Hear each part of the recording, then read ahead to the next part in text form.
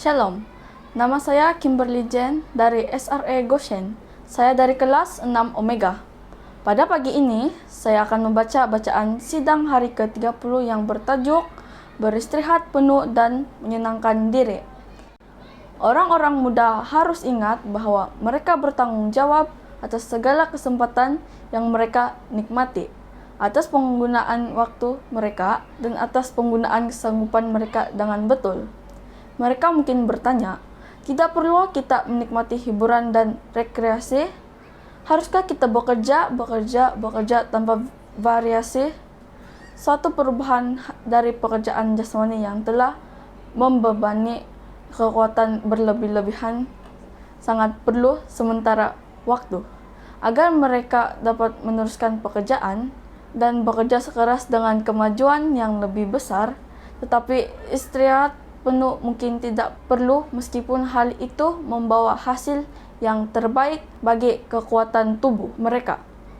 Meskipun mereka sudah letih dengan satu jenis pekerjaan, mereka tidak perlu membuang waktu mereka yang berharga.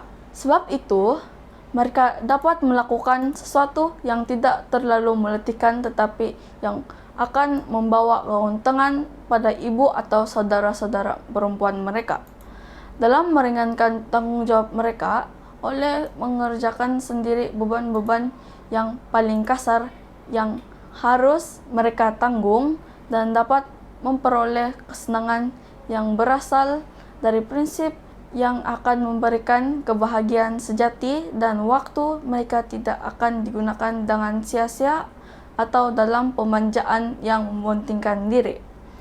Waktu mereka selamanya disegarkan dengan variasi, namun menebus waktu sehingga setiap saat akan memberikan pengaruh yang menguntungkan kepada seseorang. Banyak orang mengatakan bahwa untuk memelihara kesehatan jasmani perlu menuruti hiburan yang mementingkan diri. Memang benar bahwa variasi diperlukan untuk perkembangan tubuh, karena pikiran dan tubuh disegarkan dan dikuatkan oleh variasi. Tetapi tujuan ini tidak diperoleh oleh menuruti kepelesiran yang bodoh sampai melalaikan kewajiban sehari-hari yang harus dilakukan oleh orang muda. Meskipun kita menjauhkan yang palsu dan tiruan, meninggalkan pacuan kuda, bermain kartu, lotre, perebutan hadiah, minuman keras, dan merokok, kita harus menyediakan sumber-sumber hiburan yang murni dan meninggikan derajat.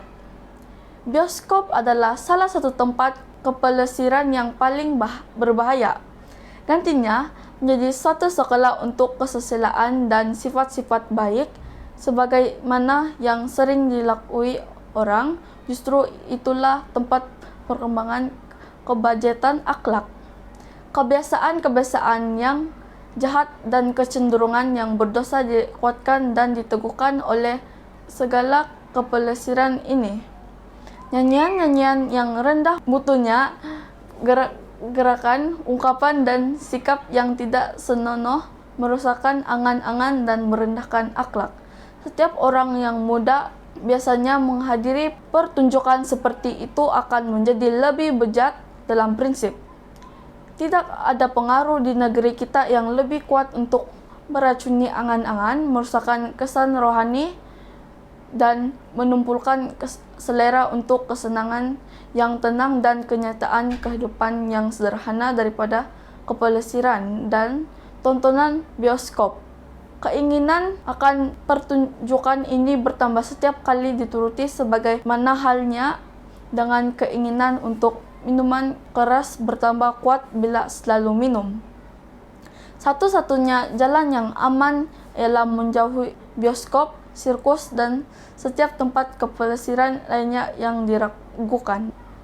Kegembiraan Daud yang dinyatakan dalam menari-nari dengan penuh hormat di hadirat Allah telah dikutip oleh para pencipta kepelesiran untuk membenarkan dansa-dansi modern, tetapi tidak ada dasar untuk alasan itu. Pada zaman kita, dansa-dansi dihubungkan dengan kebodohan dan pesta pora sampai larut malam. kesehatan dan akhlak dikorbankan pada kepelisiran. Allah tidak dipikirkan dan tidak dihormati oleh para pengunjung pesta dansa. Doa atau nyanyian puji-pujian akan ditiadakan dalam perhimpunan mereka. Ujian ini harus bersifat menentukan. Kepelesiran yang cenderung melemahkan keinginan akan perkara-perkara rohani dan mengurangi kegembiraan kita dalam pekerjaan Allah jangan hendaknya dicari oleh orang Kristen. Musik dan tarian dalam puji-pujian yang penuh kegembiraan kepada Allah ketika tabut Allah dipindahkan sekali-kali tidak ada persamaan sedikit pun dengan kebajetan dansa-dansi modern. Yang satu cenderung mengingatkan Allah dan meninggikan namanya yang suci. Yang lain lagi, ada satu rencana setan untuk menyebabkan manusia lupa akan Allah dan tidak menghormati Dia. Orang-orang muda biasanya bertingkah laku seolah-olah masa pencobaan yang berharga itu sementara kemurahan diperpanjang jadi suatu hari raya dan mereka ditempatkan di dunia ini hanya untuk kepelesiran mereka sendiri, dipuaskan dengan keramaian terus-menerus. Setan sedang berusaha sedapat-dapatnya dalam menuntut mereka untuk mendapat kebahagiaan dalam kepelesiran duniawi dan membenarkan diri sendiri oleh berusaha menunjukkan bahwa kepelesiran ini tidak berbahaya, tidak salah, malahan penting bagi kesehatan. Banyak orang sedang asyik mengambil bahagian dalam kepelesiran duniawi yang merusak akhlak yang dilarang oleh sabda Allah. Dengan demikian, mereka memutuskan hubungan mereka dengan Allah dan menyejajarkan diri mereka dengan pencinta dunia.